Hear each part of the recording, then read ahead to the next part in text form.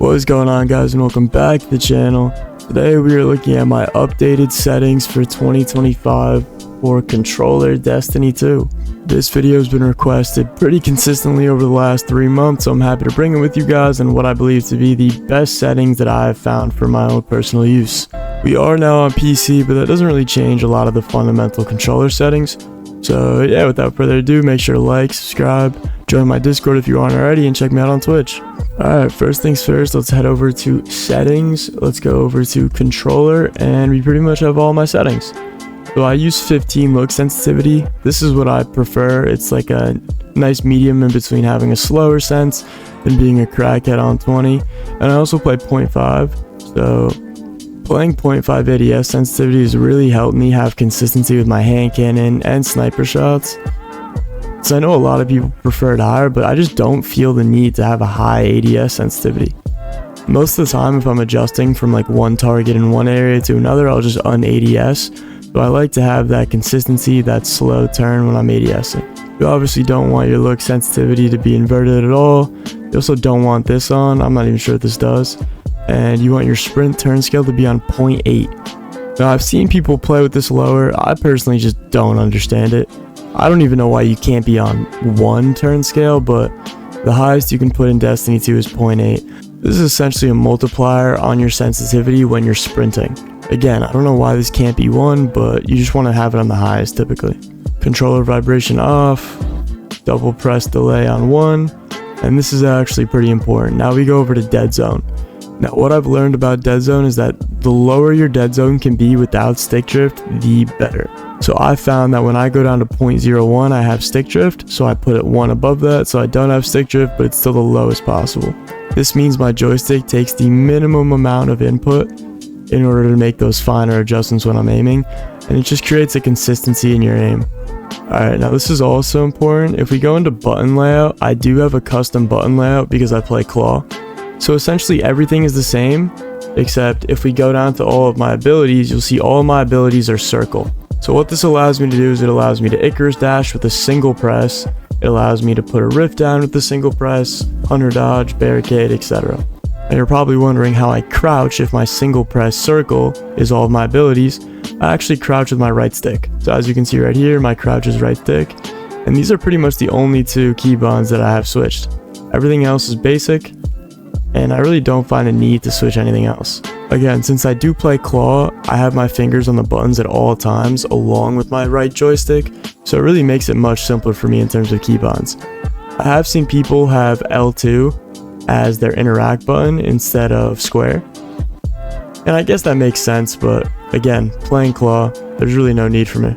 Now this section is going to be for the PC players, and it's just my graphical settings and what I play to have the highest FPS and be the most competitive. So I play window full screen. I have 1920 by 1080, but I do play stretched res, and I do have a video that I released a few days ago on teaching you guys how to do that. You want VSync off so you have no input delay. I have no frame rate cap since I want to be having the highest frames at all times. Especially on controller on PC, the higher your FPS, the higher your aim assist. Field of view, typically you want max. I play max. In terms of screen bound, obviously you want your full monitor. My brightness, I play at 4. And now to the settings. So I pretty much play the lowest possible on all settings. So as you can see, everything is off on the lowest, medium, off, off, off, off, off, off. You guys get the gist. And like I said, when playing PvP especially, I don't really care about the graphical settings. I more so just care about having the highest FPS. Going on to sound doesn't really matter. Now going over to gameplay, the only real difference here is that you want to make sure that your reticle location is center.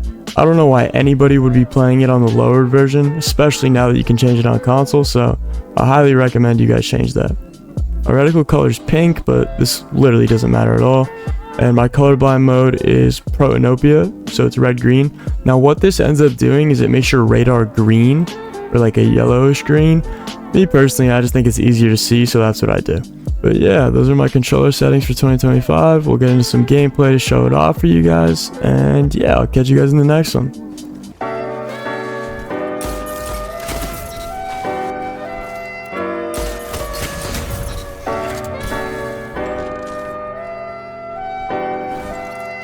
You've lost the lead.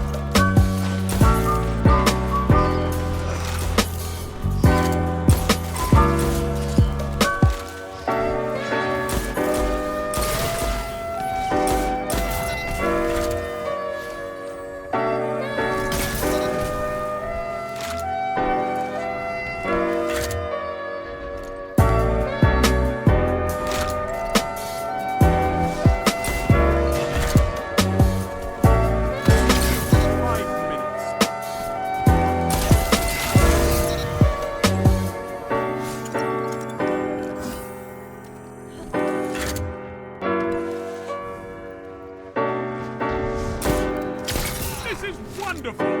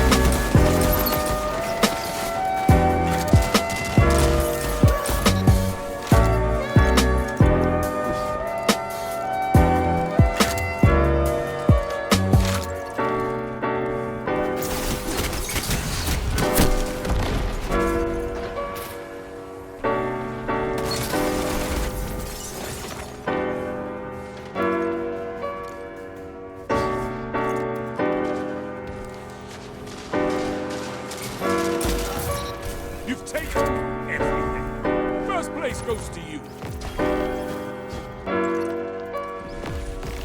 And victory was yours, and yours alone.